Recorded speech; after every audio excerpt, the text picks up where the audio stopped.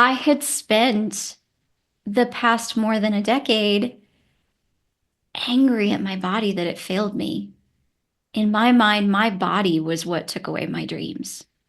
And Mm. so any exercise that I did was essentially punishment to get it to change, to get it to do, to get it to be what I wanted it to do. But it was just a very painful journey of being frustrated with my body that it wasn't doing what I wanted it to do. And so I came to actually resent my body and I treated it that way. And I didn't realize that a lot of me was living as if I had failed myself. One day I realized that as long as you view something as an enemy, it can never be a friend. And that my body was so broken, I could not heal until I learned to love myself. What's up, you beautiful beasts? I'm Katie. I'm on a mission to help humans become their favorite versions of themselves and to strive for overall health by healing their relationship to food and exercise, healing their relationship to their body, and most importantly, healing their relationship to themselves, all without ever having to step on a scale. I have had the privilege to talk to all kinds of different humans who have been through a plethora of experiences just being a human and existing. I believe that every single time someone shares their story, at least one person listening will learn from it, be inspired by it, and maybe, just maybe, even change the entire direction of their life. These are the stories of humans unveiling their beautiful beast. Keep listening. This is the Unveiling the Beast podcast.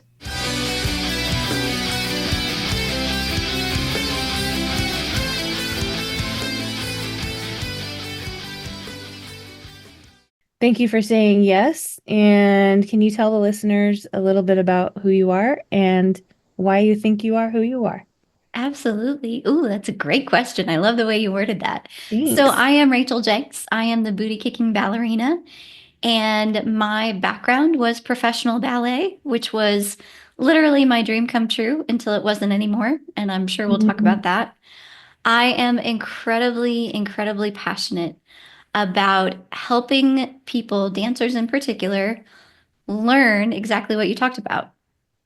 The uniqueness of who you are, specifically the uniqueness of your own body, and to tune into that and to partner with your body so that I can move at its best pain free.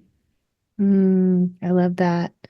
And so tell me a little bit more about the background of how this Yeah, all came to be. for sure.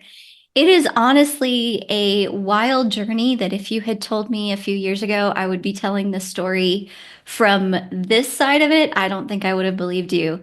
But growing up, my number one passion was dance. My mom says I came out of the womb dancing and never stopped.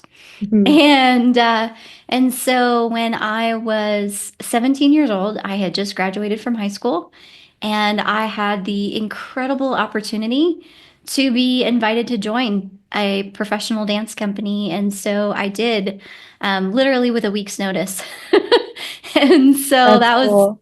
amazing. It was, it had been my childhood dream. And growing up, I had been very, very, very driven in this dream.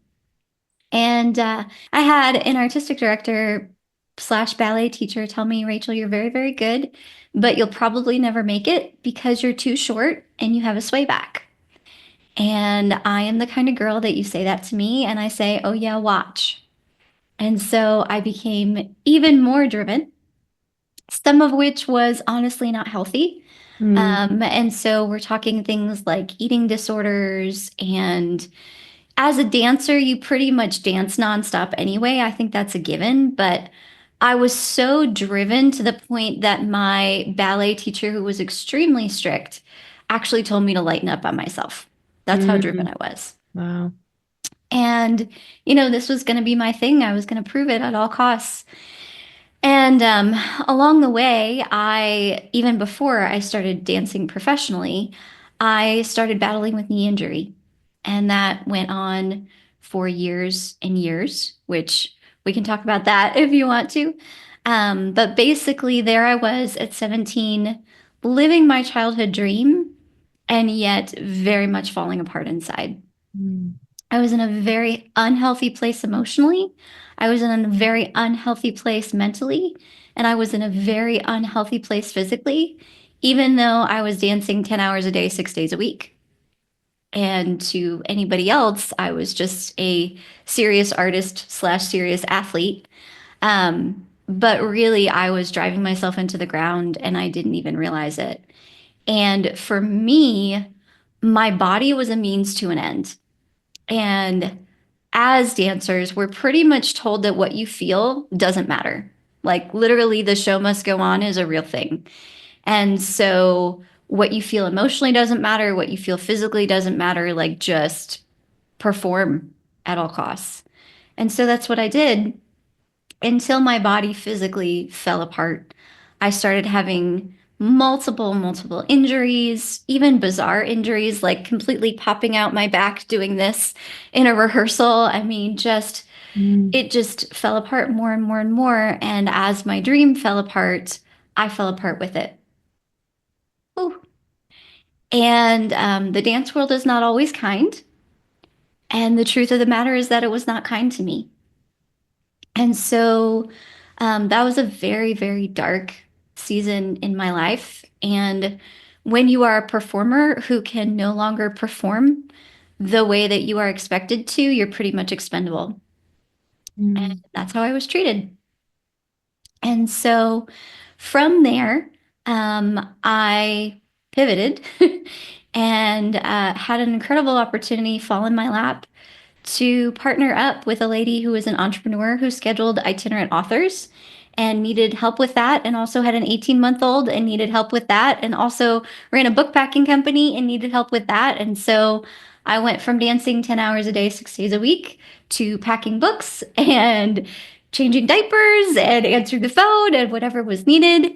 And those authors, one in particular, really began to take off and then needed somebody to travel and do on the road public relations. So that became me. And it just launched me into a whole different world. Yeah. And so that began my career in public relations, which ended up migrating into marketing. And I was in the public relations, communications, marketing field for more than 2 decades. I actually started a business in that. I had a branding agency for 8.5 years.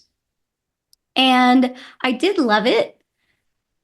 But the reality is it felt like a piece of me was missing. And my whole life kind of felt like the real Rachel had died.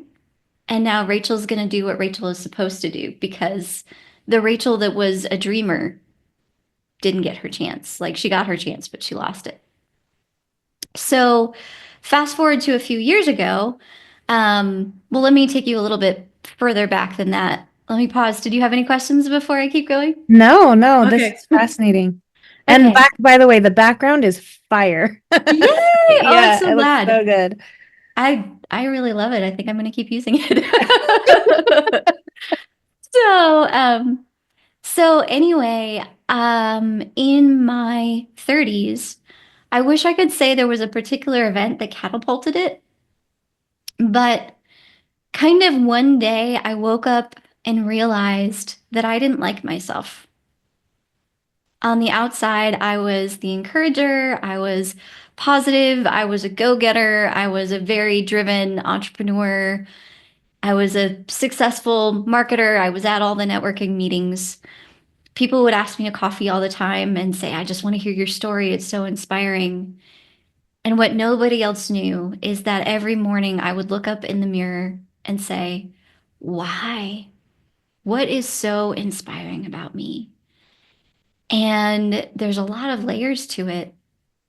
But from a health perspective, I had spent the past more than a decade angry at my body that it failed me. In my mind, my body was what took away my dreams. And Mm. so any exercise that I did was essentially punishment to get it to change, to get it to do, to get it to be what I wanted it to do. And there's a lot longer story than that, but I'll keep it abbreviated for now. We can go back to that if you want. Um, but it was just a very painful journey of being frustrated with my body that it wasn't doing what I wanted it to do. And so I came to actually resent my body and I treated it that way. And I didn't realize that a lot of me was living as if I had failed myself. And so on the outside, I had this, I don't even want to call it persona because part of me doesn't feel like I was faking because at the time it wasn't even intentional. It was, sometimes people put on a front because they're trying to be somebody that they're not. Hmm. Sometimes people adapt a persona because it's how they survive. And I think for me, it was just how I survived. And I thought, well, this is who I am now. But the reality is that wasn't the real me. And so one day I realized that as long as you view something as an enemy, it can never be a friend. And that my body was so broken, I could not heal until I learned to love myself. And I had this epiphany where I realized that all this time I had been angry with my body for failing me, when meanwhile I was the one who had failed her. I had failed her because I didn't listen. I had failed her because I pushed through pain. I had failed her because I didn't nourish her properly. I had failed her because I didn't take care of her. I didn't steward her. I drove her. And whenever if you discipline an animal, well, this is a bad example, or a child. I'll just say it like it is. If you discipline a child extensively and there's no reason and it's very like that's called abuse. And yet so many times we use discipline as a method for which we literally abuse ourselves. And that's what I had done.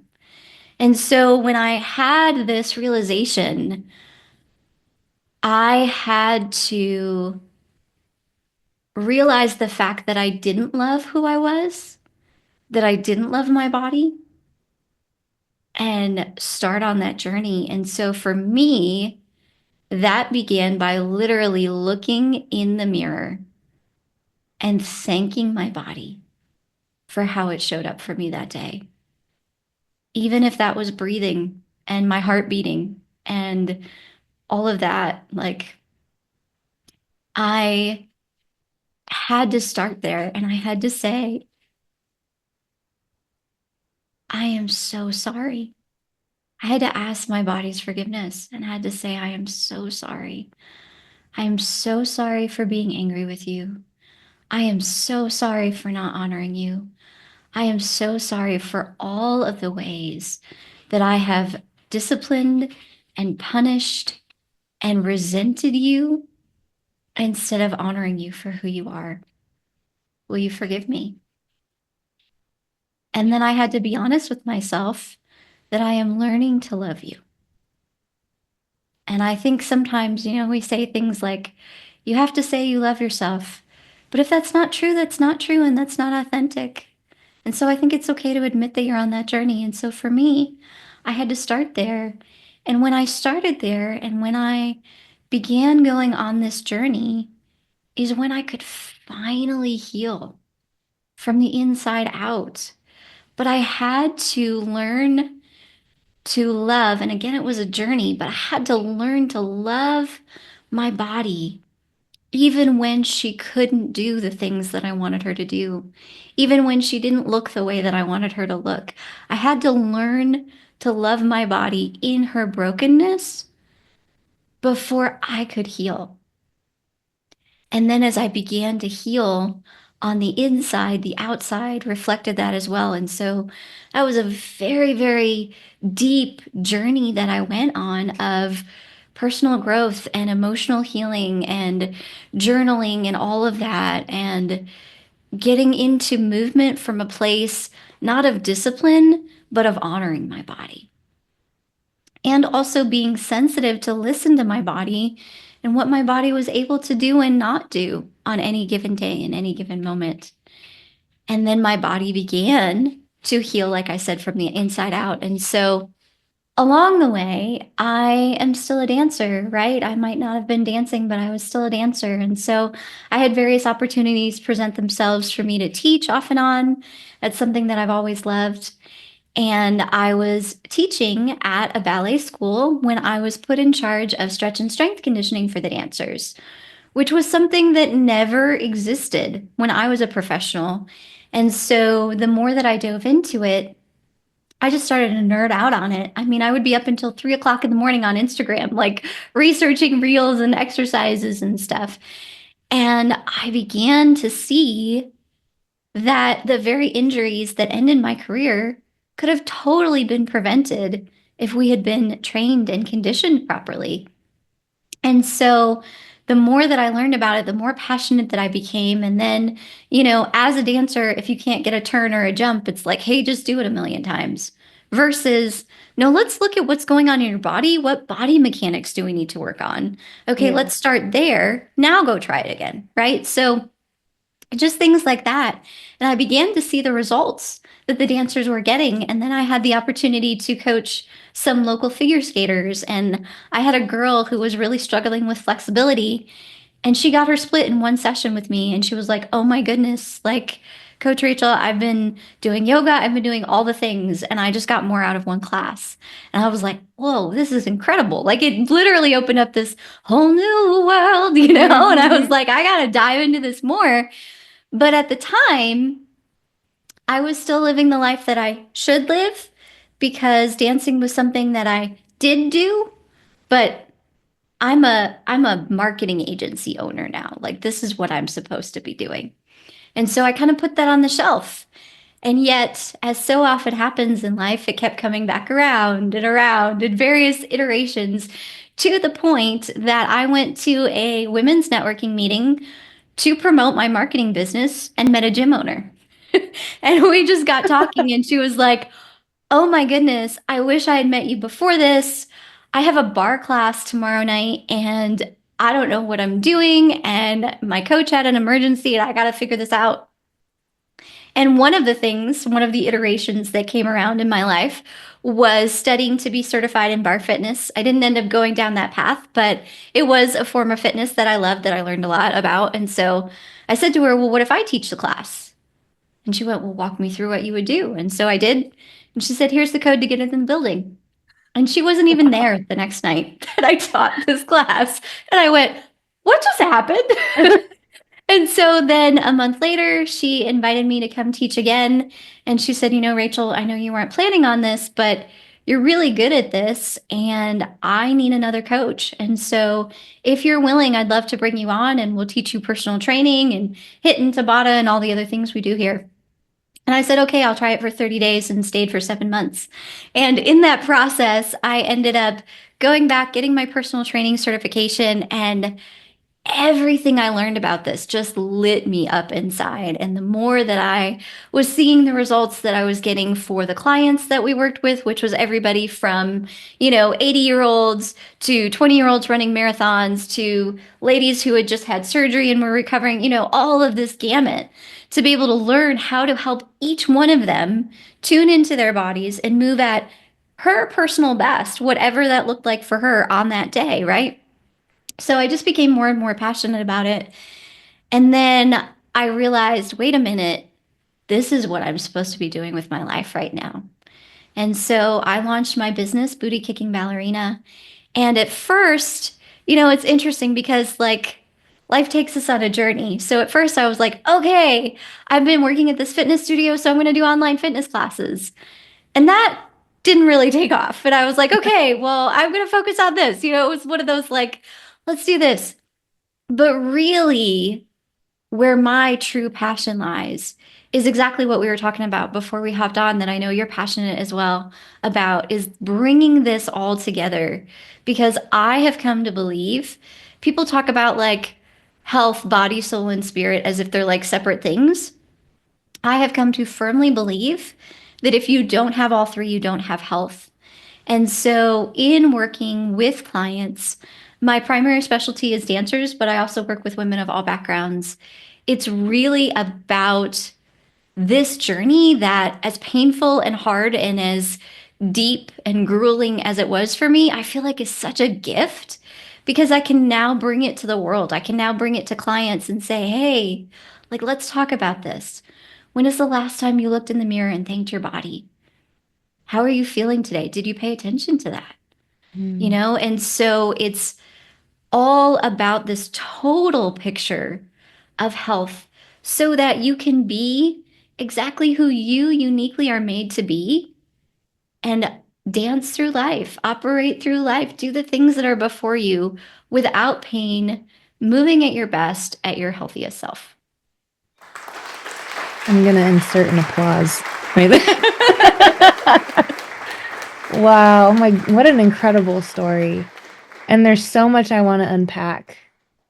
Um, yeah, and I relate so much to it too because I was that person too where exercise was either punishment for something I ate or exercise was solely to shrink my body into a size that it's not meant to be because other people told me I needed to. Yeah. And so, and that's just like the tip. Like,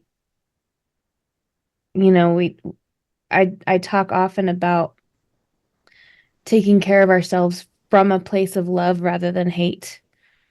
And it completely changes the journey. You know what I mean? Totally. Totally. Like Yeah. as I can tell you are too, as high achieving women, right? Like we push ourselves. That's not, nobody has to tell us to work harder. Yeah. Nobody has to tell us to go for it more. Nobody has to tell us to have more initiative or more drive. It's totally different when, just for example, let's say you're at the gym and you're working out and you're pushing yourself, or you're at the gym and you're working out and you stop and you check in with your body. How am I feeling right now? You know what? Actually, that was challenging, but I think I have a little bit more strength in me today. Let's see what my body can do. And going there is totally different than like, oh, I should be doing this. I should. Like when we stop shoulding all over ourselves and Mm-hmm. just listen, it's so much more powerful because I think we come at health and particularly exercise as this like exactly what you said. I have to make my body look a certain way. I have to make my body do this. I should, fill in the blank. Versus exercise is a way that I get to partner with my body to help build the capacity of how it's able to move. Mm, It's a totally different dynamic. yeah. And that just that mindset shift is healing in itself. Yeah. Totally. Yeah. Totally. And for me, like I've always been active, obviously. But for me, what really shifted is that, again, as part of this journey, I'll tell you this funny story. So, ironically, I was out for milkshakes and tater tots with a best friend. And and I was saying, this is when I launched my marketing agency, and I was just like, "Oh, I miss working out as much as I used to, like blah blah blah. I just don't have the time for it right now because I'm building my business." And across from me, milkshake in front of my head, she said, "So, Rach, when are you going to stop talking about this and start doing something about it?" And I went, "Tomorrow." The famous tomorrow. But Tomorrow. I literally did. And I woke up the next day.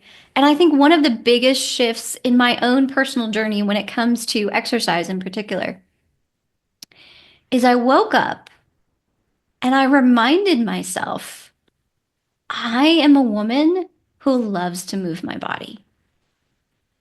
And so all of a sudden wasn't a, oh, I should get up and I should do this. It was, No, this is who I am. Mm, And when I could shift that from a should to identity, that's really honestly where consistency started to come in again. Because we all do this, right? We get on little spurts and then we fall off the bandwagon, and we get on spurts and we fall off the yeah. bandwagon, even those of us who are passionate about it. And so for me, that's what really shifted. And so even if I have a day that I feel like I don't really want to hit arms today, first of all, I check in with my body. Is there a Hmm. reason? Right? Because, like, let's be honest with our cycles, man, that's a huge, huge time that it's important to be honest to, honest Yeah. with ourselves and in tune with our bodies. But if it's just that I don't want to, then I'll remind myself, but I'm a woman who loves to move my body. So, and also, I'm a woman who keeps the commitments that I make to myself. So, is that what I need to do right now? Or does my body just want to move? And maybe instead of that, we're going to go for a walk in the sunshine, right? And like having that flexibility to tune into what my body needs that day, but not from a place of, I should do this, but I'm a woman who loves to move my body. Or, like I said, that other one is one that I've been working on this year because it's a whole other conversation. So I'll just drop it and we can move on unless you want to stay there. But like, I know one of the biggest struggles for me as a, again, high achieving woman who also is very sensitive to the people around me is that I have been really, really good at keeping commitments to other people more than keeping commitments to myself. Mm. Whether that's working through lunch or, okay, when I had my marketing business, I would stay up till hours of the night to get a deadline, finished. And obviously there's a time and a place for it. But in that moment, what I'm saying is, hey, person that I'm doing this for, you're this important and I'm this important. So what I need is irrelevant right now. And so one of the things, and I've kind of been on that journey for a few years now, and I've come a long way, but I realized that that was kind of the next shift that I needed to make this year for myself was I'm a woman who keeps the commitments I make to myself. And so even if it's as simple as I said that tonight I want to watch a movie, and there could be a million things going on, whatever. Like, if I said I want to watch a movie and I basically told myself, you're going to watch a movie, then you know what? Whatever else I'm doing can wait because this is a commitment I made to myself. And that may seem like a silly one, but like right now, I'm experimenting because I never give clients something that I haven't tried. And so I always love learning different methods and stuff. So I'm working on a strength training method right now called Easy Strength, where you are supposed to do the same 5 exercises, maximum of 10 reps every day for 40 consecutive days. I've discovered I don't think that works well for women, but because we just don't have it. Like it's a real thing. Your strength goes to other things going on in your body during certain Hmm. times of the month. But one of the huge things about this for me has been that piece right there. I'm a woman who keeps the commitments that I make to myself. So maybe I go to the gym and what I'm going to lift today is half of what I lifted yesterday. But for me, I'm not trying to prove anything to anybody else. And I don't have to prove anything to myself, except this piece that I'm working on right here is that I keep the commitments that I make to myself. So if I committed to myself, not a should, if I committed to myself that I'm going to see this method to fruition, right, to the finish line, then this is part of me keeping my commitments to myself, which is, it's different. I feel like it's so different when you steward your body from a place of love and from a place of identity, then I have to do this. Yeah. And listeners, I want you to pay close attention to her language because language is everything. And when a big mindset shift around setting goals that I've had is like we set goals, and in trying to achieve these goals, we try to develop a new set of habits, right? So instead of just saying, this is my goal, I want to achieve this thing, you can ask yourself, who is the person who does this thing? Who is the person who um, regularly does these habits because it's in their body? They don't even have to think about it. Who is that person versus I'm going to make $50,000 in 3 months, right? So that's, yeah, It's such a language. quintessential entrepreneur goal too. And then we get frustrated with ourselves because the reality is like life doesn't always work that way. And I Mm-hmm. think I'm glad you're touching on this and stop me if you want to go a different direction. But I think something that, again, as high achieving driven women, a disservice that has been done to us in this space is around goal setting. And is this, if you're not doing this, then there's something broken in you. Like, if, like your life is a direct result of your thoughts and whatever, like, okay, is that true to a degree? Yes. But you want to beat up a high achieving, working really hard, doing her best entrepreneur real fast? Tell her that she's broken and that's the reason why things aren't working yet. And I hate that. It just breaks my Yeah. heart because, like, I'm a huge, huge believer in mindset. So don't hear what I'm not saying. And like, yes, there is validity in that. Yeah. And also, there's a difference between a goal being life-giving and something that gives direction and something that gives energy and something that beats you up and sucks the life out of you. And so if there's a goal that you have given yourself or has been placed on you that is sucking the life out of you and making you feel like a failure, like this one, like we mentioned, right? Like so many entrepreneurs start and they're like, I'm gonna make 50K in 3 months and whatever. Businesses take time, they take time to grow. Yeah. That might not be your story, no matter how many reels you see on Instagram about it happening for other people. By the way, that might not be the whole truth. So, Thank you. Yeah. right? So, like, I just, again, it comes back to this like shoulds versus identity. Yeah. If this goal is not giving you life, you have permission to trash it. You have permission to put it on a shelf for later, or you have permission to set a goal that is in alignment with who you are. Because the goals in our lives shouldn't beat us up, they should bring us life. I am, again, a very driven woman. I am all for setting goals. But if the goals that I'm setting are not bringing me life, then I'm missing the point. And I think Hmm. that goes back to this whole idea of loving ourselves, loving our bodies, loving ourselves where we are at in this moment. Because until you love yourself where you're at in this moment, you can never get where you're going to. It has to start with this moment. And so, whether that is loving and honoring yourself as an entrepreneur or as a mom or as whatever season of life you're in at the moment, loving yourself and learning to love yourself if you're on that journey Hmm. includes honoring where you're at.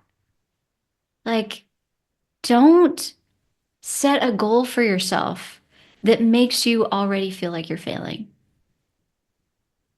Because in the end, that goes back to beating yourself up. And I read somewhere recently that perfectionism is a dressed up form of self hatred. And I went, Woo! ooh, that's good. Yeah. And it's true. And like, Perfectionism has been a huge part of my journey. A lot of that stems from ballet because everything is about being very, very precise. But also, if perfectionism, whatever your idea of how you should be showing up in life right now, if it is not coming from a place of loving and honoring who you are and the season of life that you're in at this moment, then really take a look at it and ask yourself if your motivation is love.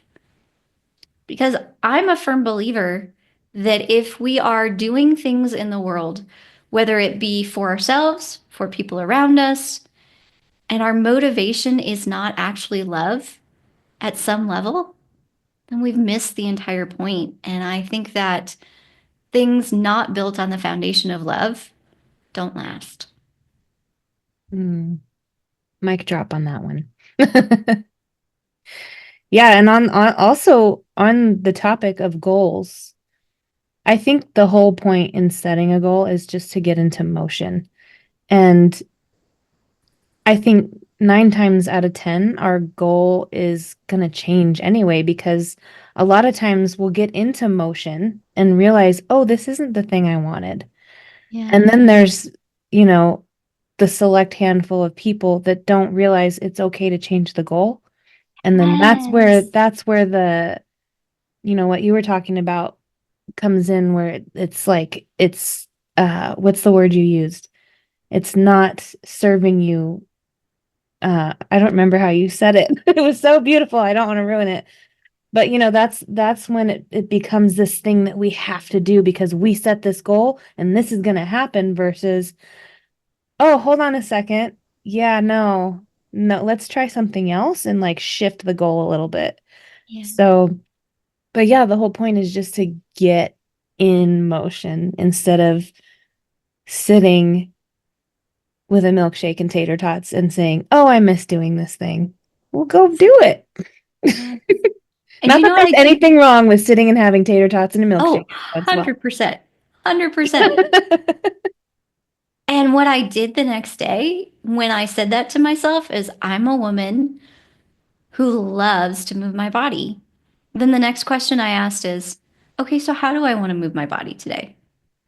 And for me, that was pulling out an old school Pilates DVD that was like on the back of my shelf and kind of laughing as I went through it as well. But I'm just like, I did it in my PJs because that's how I wanted to move my body that morning. And it was like, after I did it, it was almost like this refresher of this reminder of like, yeah, this is who I am. And so then the next day, I'm a woman who loves to move my body. Okay, so how do I want to move my body today? Maybe that looks like going for a walk or going for a run or lifting some weights or whatever, absolutely whatever. Maybe that looks like putting on music and dancing around my living room. Like that's still loving my body and loving my body through movement. So, yeah, I think if things are in like it's the whole saying, it's easier to steer a moving car than a parked one. I think when we are in momentum, then you can always pivot and redirect and change, which again is why tuning into your body, your emotions, all that kind of stuff, your relationships, right? Like if Yeah. you are running so hard in a direction and the people closest to you, like if those relationships are falling apart, maybe you're running in the wrong direction, right? Like all of these things are tuning into you, into your world, into what's going on with you. And Mm. all of these are clues. And so if it's like, yeah, you know what? I've been working so hard that I haven't checked in with my family in a week. I should probably call them, or whatever Yeah. it is. Like that's all part of it. So like you said, I agree that like the goal is to set things in motion.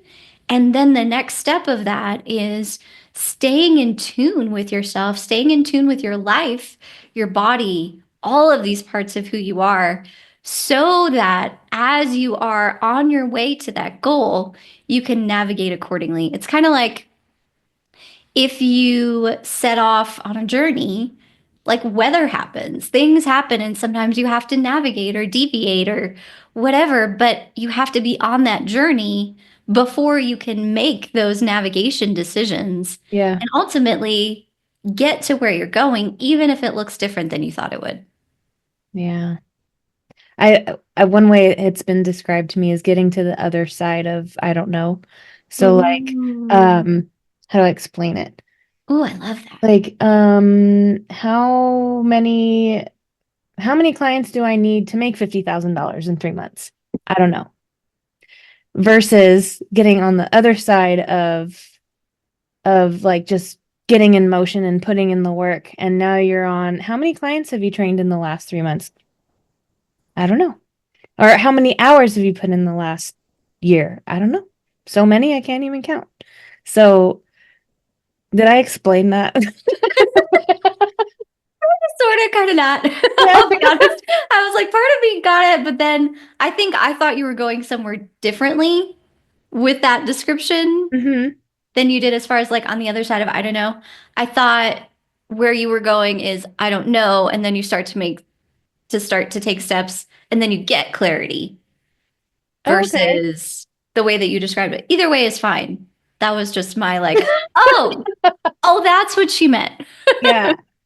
Yeah, I didn't describe it. Like it's in my head. And Yeah, sometimes I have thoughts in my head that don't come out in the words, which is we totally all do. fine. Yeah.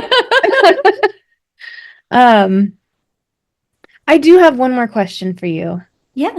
And I ask everyone at the end of every episode, and that is if you had one piece of advice that you could give to the world, what would it be? Hmm. The most important relationship you will ever have is with yourself.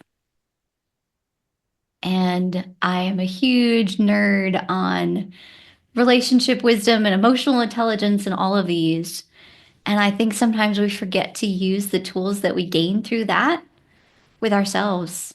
And if our relationship with ourselves is not healthy, then we've missed a huge, huge part of what it means to have healthy relationships in life, in business, and all of that kind of stuff. And so, if there is one thing I could tell the world, it is this reminder that you are incredibly, awesomely, uniquely designed every part of who you are.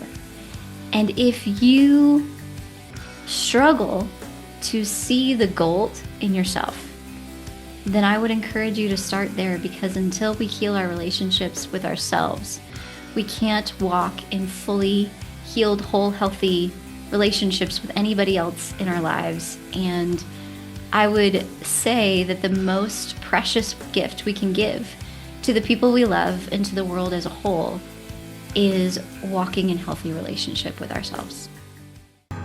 Beautiful beasts, Rachel Jenks, the Booty Kicking Ballerina, signing off. Until next time. Bye bye.